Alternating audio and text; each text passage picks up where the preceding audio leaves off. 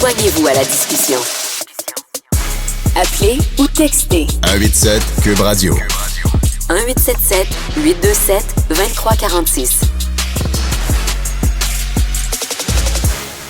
Au Québec, si vous aimez les téléréalités, vous avez l'embarras du choix. Hein? Il y a toutes sortes de choses. Marianne Bessette est bien placée pour le savoir. Oui, n'est-il ben point? oui. Hein? Il y a plein de bons shows pour trouver l'amour. Mais même si, par exemple, dans L'amour et dans le pré, on a déjà vu des couples homosexuels, une téléréalité queer, ça n'existe pas. Du moins, ça n'existait pas jusqu'ici. Pas encore, en fait. C'est une initiative que j'ai vue passer sur mes réseaux sociaux dans les dernières semaines. C'est une jeune vingtenaire, Méliane Dupuis, qui a décidé de se lancer à 100% dans le projet de créer et d'animer la première télé-réalité queer au Québec. Ça s'appelle Embarques-tu queer? C'est quoi? Comment ça fonctionne? On répond à toutes ces questions-là à l'instant même parce qu'on s'entretient avec la créatrice qui nous fait le plaisir d'être avec nous ce matin. Salut Méliane! Allô? C'est quoi le concept de Embarques-tu queer, premièrement? Alors les grandes lignes, c'est quoi de mieux qu'un long trajet qui sera entrecoupé d'activités qui font briller les entreprises du Québec, mais aussi qui font rayonner la culture queer. Donc, ce sont des activités qui découlent de cette culture-là. Et un très long trajet, là, ça, c'est typique queer. Souvent, le premier rendez-vous s'éternise sur plusieurs heures. Donc, ce sera vraiment ça. Et il va évidemment là, y avoir une partie chalet avec rapprochement, twist et tout. Mais donc, ça se déroule en 2 temps. Là, donc, autant sur la route que dans un chalet. Ouais, parce que là, attends, ça veut dire qu'il y a comme un road trip qui est filmé, qui est fait jusqu'à ce dit chalet dans lequel quoi sont sa banquette arrière, puis ils apprennent à se connaître? Ce n'est pas jusqu'au chalet, c'est pas la destination. En fait, c'est là où est-ce que, pour une première fois, l'aventure se passe sur la route. Donc, le trajet, c'est l'aventure en soi. Donc, c'est divisé en 2 temps, mais l'objectif, ce n'est pas une destination finale. Chaque moment de la route, nous offre des discussions qui seront authentiques, peut-être plus en légèreté, peut-être plus en profondeur et avec des activités là, sur le chemin. Tu sais, on remplace là, le fameux road trip en Floride et les truck stops par des activités qui font briller plutôt là, la culture du Québec. Et est-ce qu'il va y avoir, par exemple, tu prends une candidate, un candidat, puis il va y avoir plusieurs prétendants. Comment est-ce que ça va fonctionner niveau candidat par rapport à ça? Alors, les candidats, qui peut s'inscrire à l'aventure, c'est pas encore dévoilé. Donc, il faut suivre le projet pour ça. Mais vous allez savoir, là, c'est juste prometteur, en fait, pour les prochaines saisons. On veut pas remplir un quota. Pour une première fois, justement, vous l'avez mentionné, L'amour est dans le pré. C'est magnifique, ça l'ouvre la voie. Il y a de la représentativité, mais ce n'est pas de la représentativité entière. Hein. On invite une personne qui représente, on reste là dans les stéréotypes de genre et on y va avec, on voit souvent ça, masque avec des cheveux courts, tout ça, mais c'est qu'il y a tellement de nuances dans la queerness. Et là, pour une fois, les personnes qui vont être dans, ça sera la norme, ce sera pas, ils n'auront pas le poids de représenter toute la communauté non plus. Donc, on va pouvoir assister là, à ça, où est-ce que les candidates vont pouvoir simplement être. Donc, ce qui était fait ou ce qui est fait présentement pour des émissions de télé-réalité pour trouver l'amour, tu trouvais quoi, que c'était insuffisant peut-être? C'est pour ça que tu as voulu partir ta propre télé-réalité?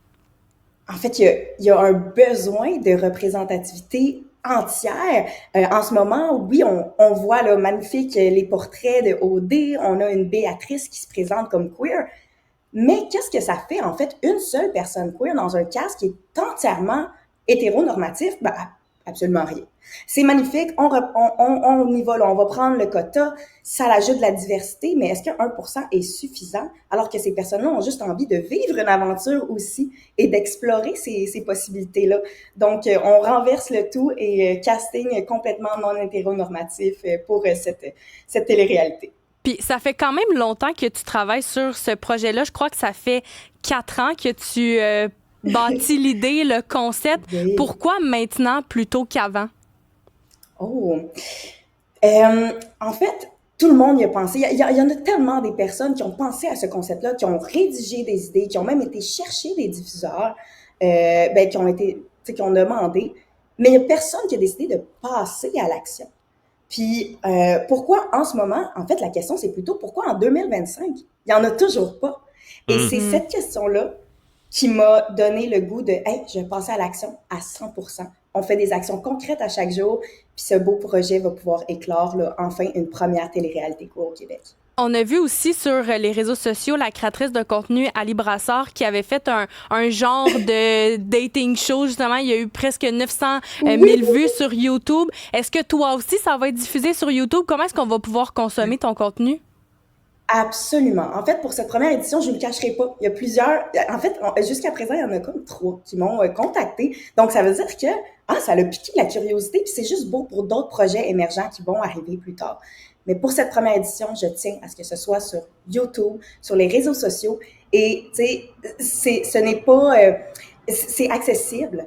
Et les gens se découragent très rapidement avec une seule annonce. Donc, pour cette première édition, ce sera sur YouTube et je suis fière de l'annoncer. C'est un peu comme la révolution de journaux qui ont passé complètement en ligne. Ben aujourd'hui, c'est rendu la norme de consulter son actualité en ligne. Ben j'ai envie de retourner la situation, puis que ça soit une première sur YouTube et avec fierté.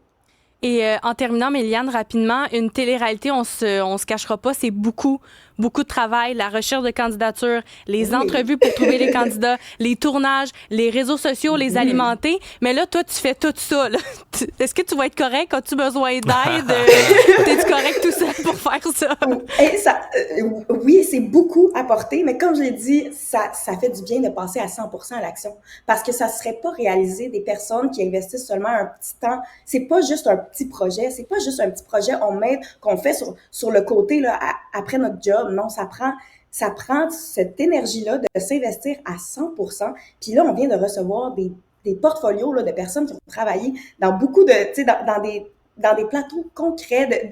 Je peux pas divulgacher tout ça, mais c'est magnifique. Donc, on a du choix. J'ai pas besoin de supplier la population. Il y a un besoin réel, puis je suis très reconnaissante pour ça.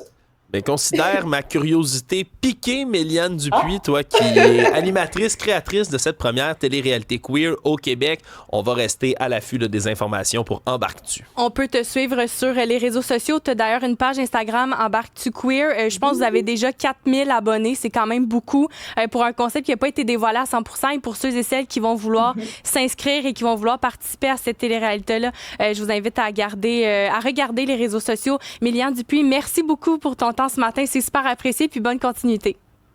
Et merci Alexandre et Marianne. Merci bye pour l'invitation.